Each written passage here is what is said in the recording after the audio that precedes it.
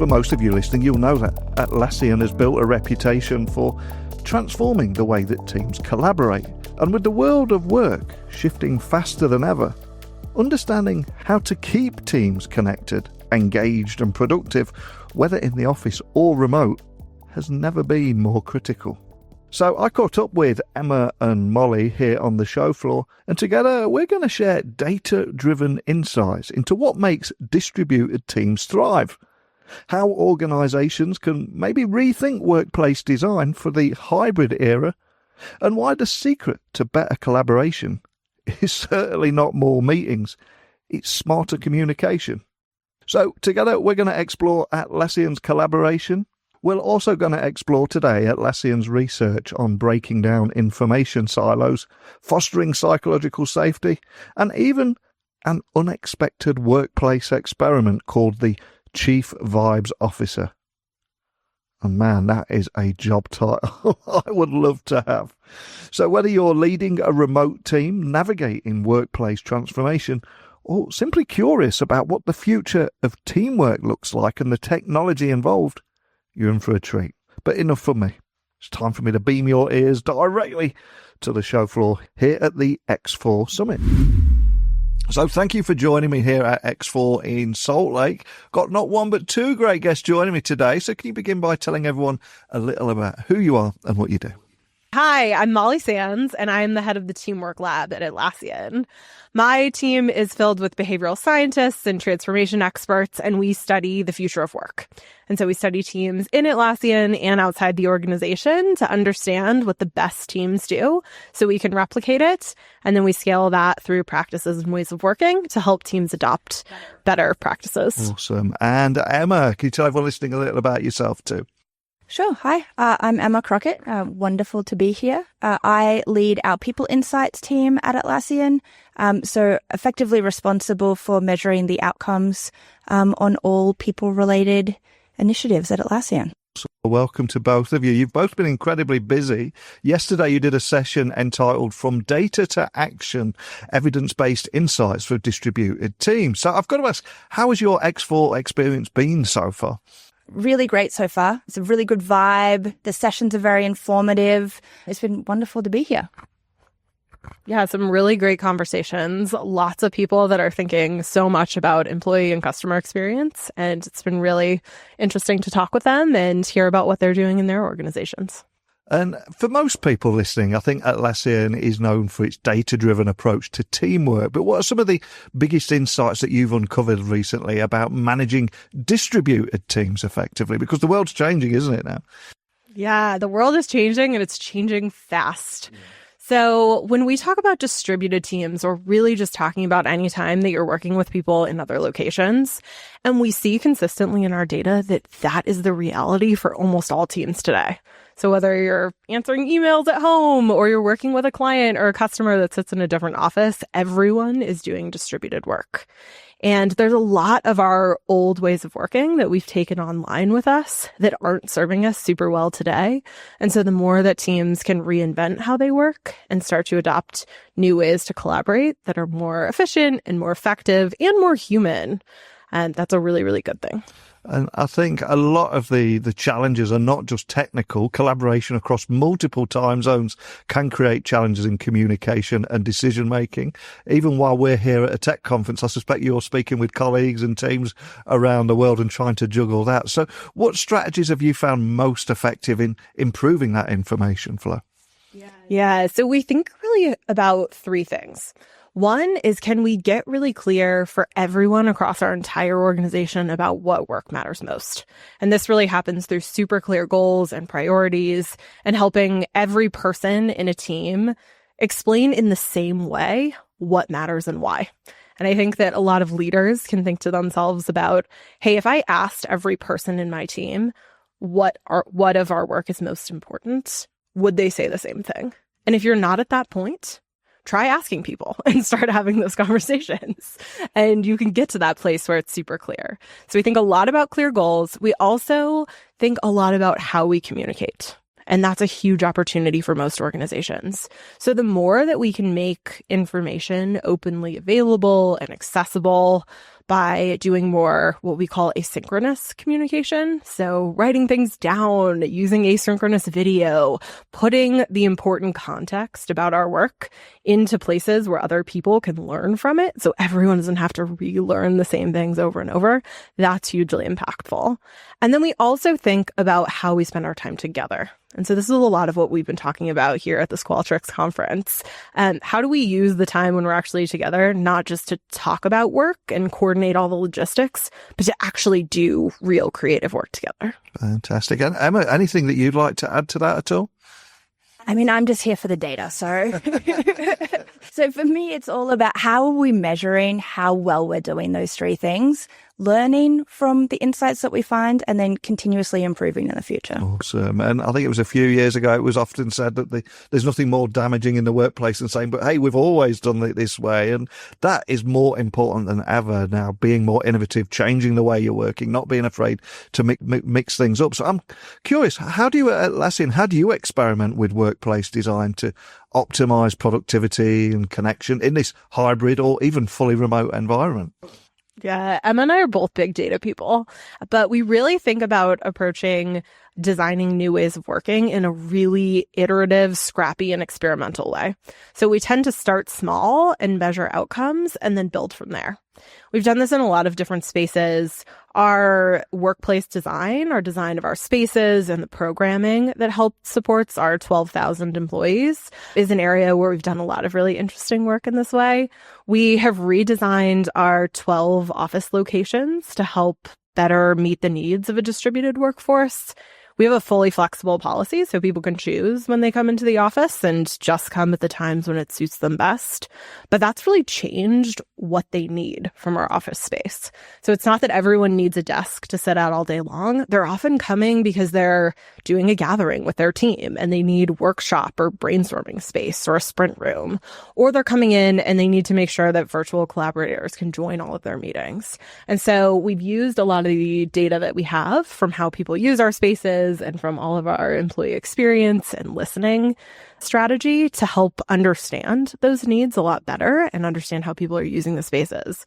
And then we'll run experiments where we'll actually set up something new. We'll move the furniture around. We'll add new kinds of more plants. We'll add more privacy. We'll try setting up new types of collaboration rooms.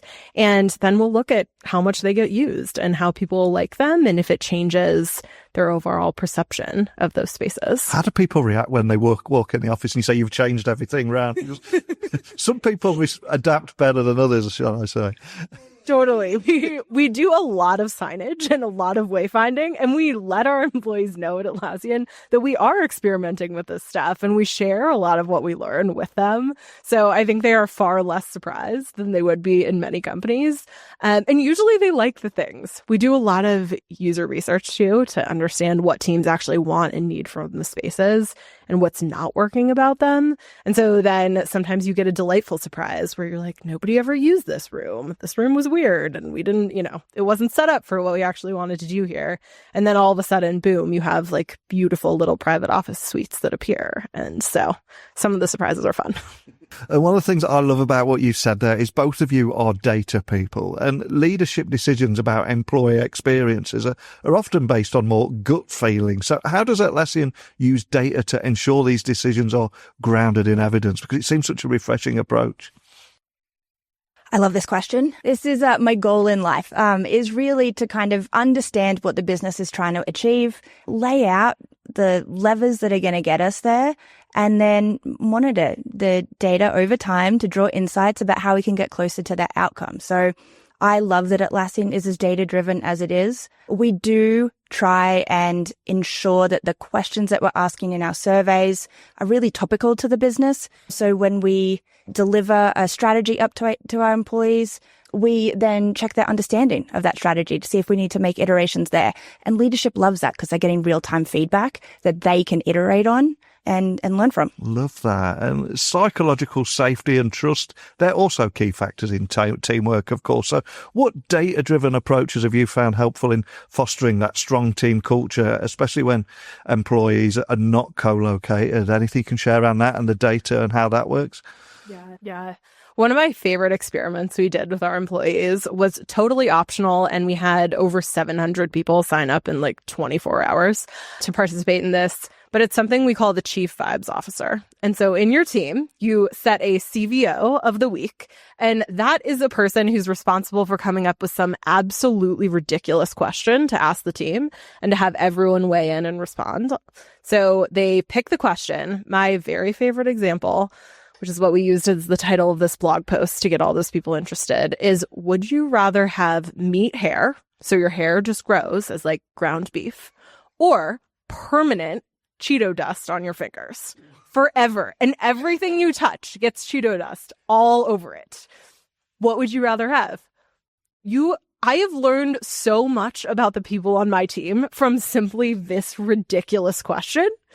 And so you set up a rotation within your team, and every single week you have some sort of thing. It doesn't have to be this. It could be much more sentimental or personal. But you learn all these things over time. And we found that this is an amazing way to drive much more connected teams.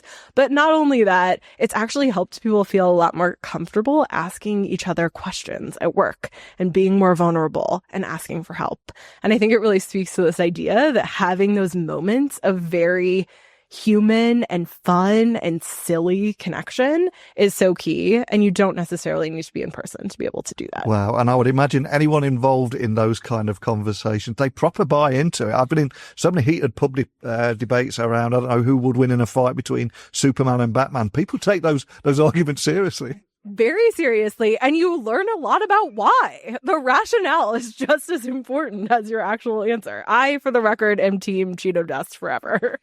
Not going with meat hair. And Emma, would you like to answer that question, which you would choose? Cheeto dust as well. Lady Gaga turned me away from wearing from my person forever.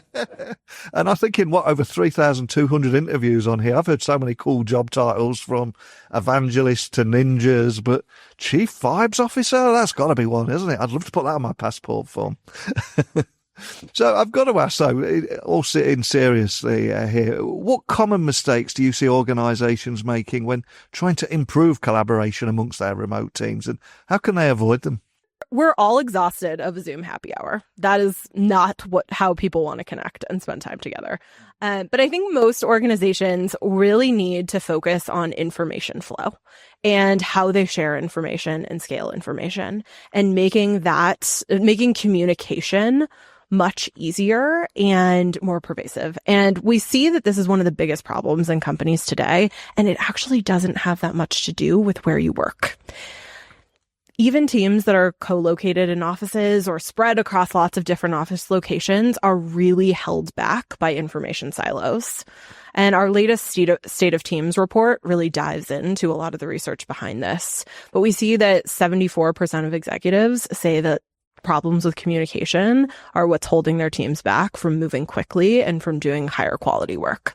And so when you think about building better collaboration muscles, what you really want to work towards is making it possible for anyone to get the information they need to do their work at any time. You can't be fully dependent on someone replying to your Slack or Teams ping every minute to move your work forward. And so as we move towards collaboration models that look more like that, anyone in the company can start to see what are other teams actually working on. We need that system of work that really helps us to understand how we can plug in to this bigger picture in our organization. And when I talk with leaders about how they're going to equip distributed or remote teams or hybrid teams that are working with people all over the world to do that more effectively, I really anchor on higher transparency, so more information sharing, and then writing things down. And it's not that you need endless documentation. We are all drowning in information and notifications, but you need that high quality information. I need to know where to go to read a brief description of what this project is, or to understand if the person I'm working with on a project actually finished that task, even if they're not there to tell me in person. And that's what starts to really free up organizations and help people spend a lot more time doing the real work. And it's also what's going to help them take advantage of AI. Because AI does not know what you say at the water cooler. It does not know about that random PowerPoint that I did that's on my desktop. It doesn't know. And so the more that you're thinking about how do we build the right systems so information is in predictable places and it's available to our knowledge base, that's when we're going to start to see this amazing ability to get the context you need in a useful way so that you can do what you need to do in the best way. I love the line you used there. AI doesn't know what you talked about at the water cooler. It's so true. Something we so often forget. I think we also forget the role of serendipity as well when we're working around the world in different locations, and those random conversations that you have at a coffee machine or a water cooler. But looking ahead, I'm curious, how do you see the role of people's analytics? How do you see that evolving? And are there any trends that leaders listening should be paying attention to that might help shape the future of work? Yeah. And I mean, look, there's no doubt that AI is going to continue to be changing jobs as we know them in the future. I think what is critically important is that people analytics remains about people. There's a reason, there's a human element to our work that we can't lose, even incorporating new technologies like AI. What do I think is most important outside of that? I'm like a broken record on this one, but I think it's so important to frame the outcomes, understand what you're trying to achieve, tie back to goals if you can and align your workforce around goals, measure what you're trying to achieve, and then learn from where you are, where you hoped to end up, where you are now, and how to get there in the future. And there is a lot of talk at the moment about people not getting the ROI from their AI investments. And it comes right back to what you're saying here, doesn't it? You need to measure the tangible results, the ROI. You need to be measuring something. Well, yeah, what are you trying to achieve? Are you trying to get time savings? Are you trying to increase collaboration across your workforce and unlock those silos that exist in information sharing? So it all comes back to what are you trying to achieve with AI? And then how are you, measure your progress against that? And you can do that as simply as asking your employees to self-report it. And a question for both of you here. Here at the Qualtrics event, the X4 event in Salt Lake, one of the great things about meeting in person is we get to share ideas and meet people and have conversations with people we wouldn't usually meet. So if you were to take out all those conversations that you've had, including the one in your own session, what are you going to be reflecting on that journey home? I was asked an interesting question, which was, where does employee experience begin and end? And I'm not sure that I have like a super pithy answer for right now, but that is one that I'm going to be reflecting on for a while because it sort of touches everything. And so, you can't sort of conquer the universe and say all of this is my domain, but you need to be in support of your employees and as we adopt new technologies, as we roll out different work practices, as we roll out different technologies, how are we supporting our employees best as we're doing those things? So that's one that I'm going to be thinking about for a while. 100% with you. And Molly, from all those keynotes and breakout sessions, anything that you're going to be thinking about on the way home? Yeah, I think I've had a lot of similar conversations to Emma where we've really been talking about how do we measure and change the employee experience and what does that look like and how can we approach that in more iterative ways where you can start to show the impact of some of these subtle and simple changes. And so I think I'll be continuing to reflect on ways that we can do that better at Atlassian and what we can learn from all of the incredible people that are doing those things here too. Awesome. And for anybody listening wanting to find out more information about anything we talked about today, we've referenced the report that you mentioned, your session. Equally, you've got the Atlassian event coming up in a few weeks' time too. Where should people go to find out more information? Yeah, definitely checking out our work life blog at Atlassian. We have a lot of our great research reports. Lots of the things we do around more innovative working are available there, including that State of Teams reports. And, you can also find us on LinkedIn. Awesome. Well, I'll have links to everything so people can find you nice and easily. I appreciate how busy you are dashing around the event at the moment, but just thank you for sitting down with me and sharing your insights. Yeah, thanks so much for having us. Thank you for having us. Wow, an absolute masterclass there in modern teamwork, collaboration and data-driven decision-making. So a big thank you to Emma Crockett and Molly Sands from Atlassian for sharing their insights with me today. From tackling the challenges of distributed teams to redefining workplace design and fostering stronger connections, I think it's clear that the future of work isn't just about where we work, but how we work together. And one of my big takeaways is the need to rethink communication, making information more accessible, embracing async collaboration, creating spaces, both digital and physical, spaces that actually support how teams operate today, not the way we used to work. And of course, more than anything, I'm going to be thinking about that Chief Vibes Officer experiment. I love that job title. And if that doesn't spark some fun in your workplace, I'm not sure what will. So if you want to explore more of Atlassian's research, remember, check out their State of the Teams report, which I will link to, and their work-life blog.